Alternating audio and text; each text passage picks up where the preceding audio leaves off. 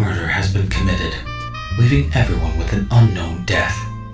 A driven detective and a possible suspect. Detective Percy has been trying to get to the bottom of the conundrum of a case, pushing himself to the brink of his remarkable intelligence. After long consideration, his primary suspect of the crime is the infamous Dr. Alchemy, a cunning and clever supervillain whose expertise reside in chemistry and microbiology, is currently sitting in an interrogation room being questioned for his possible crimes of the death of the son of Captain Boomerang. Is the subject of matter you wish to discuss about the Owen Mercer incident? If so, there is nothing I wish to talk about. Now, Julian. We brought you out here to get clarification on the death of Owen Mercer and your involvement. Do not patronize me, detective. Bringing me into this station was a fatal attempt to finally nab your suspect and close yet another case. I'd prefer if you leave me be, so you can all stop wasting each other's time. Very well. I'll be back for my smoke break.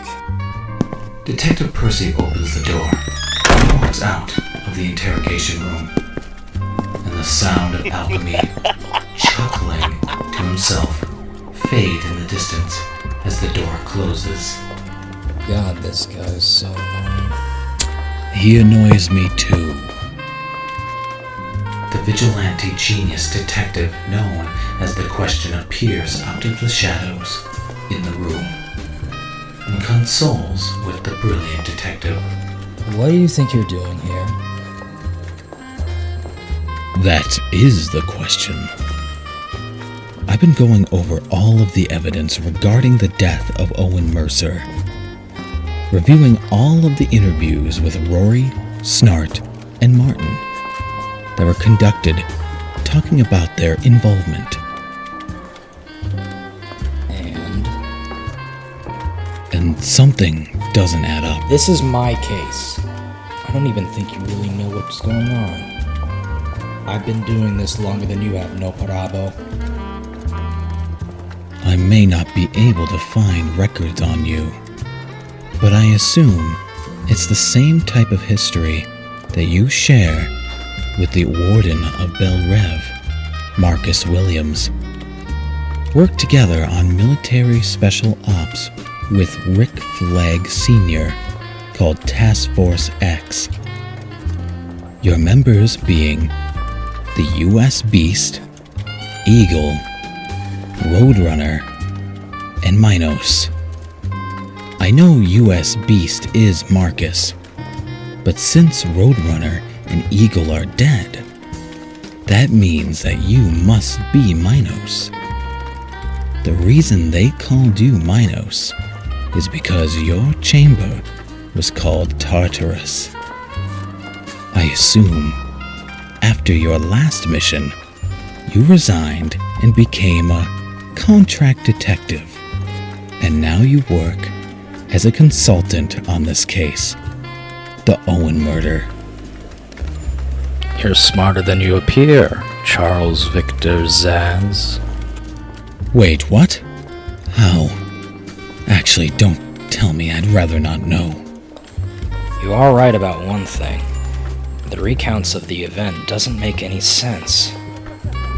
Not to mention that my theory could be correct about Alchemy being the sole perpetrator in the death of Owen Mercer. They finally reached an agreement. Indeed. Their motives for doing so lines up. Breaking their code of no drugs and taking innocent lives. Apparently a strict code within the rogues' ranks. Honor among thieves. Didn't think any of them would live up to it. Yes, but when push comes to shove, they had to do what they had to do. Their stories all drawing a incongruity of whom actually taken the shot at Owen. Which leads to my theory that they couldn't tell who killed Owen. Then the real killer manufactured events or tampered with evidence in order to make one of the other rogues take the fall. But why did he do it? Is the question you want to know?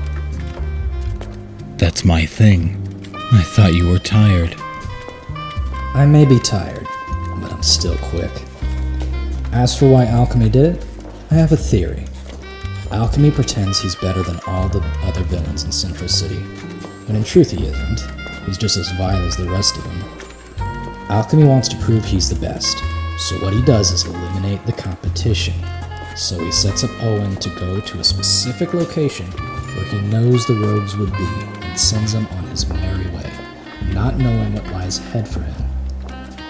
The rogues confront Mercer about his actions, then a fight ensues between them. Then one of them takes him out. Alchemy uses his expertise in chemistry to engineer some sort of way to kill the poor bastard with a combination of liquid nitrogen, oxygen, and hydrogen. Percy may be rough around the edges, but he certainly knows his stuff. His reputation precedes him. Which would explain the chemical residue that was left on the dead body, creating confusion amongst the group on who killed him. Now, how did he hit Mercer from a distance that no one could see him? He must have used an Element gun? No. Perhaps an element bomb instead. I snagged this from the evidence room and reviewed it. People here at the station say it was here the whole time, but checking on the security footage over the last month, there was a visitor in the evidence room that had taken a box of case files with them, most likely snagging this little pea shooter from the room and concealing it in the box. Forensic scientist named Alan Chamil. Both detectives glare at each other in awe of the revelation that the supervillain that had held captive went under an alias that was very obvious and went under the police precinct's nose. You can't be serious. Unfortunately, I am. So are you gonna book him? Book 'em? You think you're Dick Tracy? I prefer to be modeled after the Shadow. Anyways, no. Not yet, that is. I want him to sit there a bit longer before I proceed to give any of this to the Chief of Police. Also, this reporter from the Daily Planet wants to interview him, even though I advised against it. Zelda Tenpenny. Remarkable reporter. She at least writes better Daily Planet articles than that oaf Steve Lombard. What? I'm a frequent reader of the publisher. Why am I not surprised? Hello, Detective Percy. Sorry if I'm a little late. Traffic was pretty bad. It was not fun. No problem, Miss Tenpenny. We were discussing all the evidence of the case against Dr. Alchemy. We? I don't see anyone else here but you. Never mind. The danger is gone. You can go in now. But, alright. Thank you, Detective. Now I know how Jim feels. An abrupt exit from the conversation may have been rude, but all the information is present. There was no need to teeter any longer.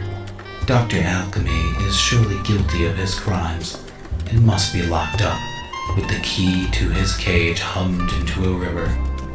Detective Percy may have a jaded past. Then again, so does everyone, including myself. This mystery is so close to being closed, and it's only a matter of time until justice is served. Victor Sage.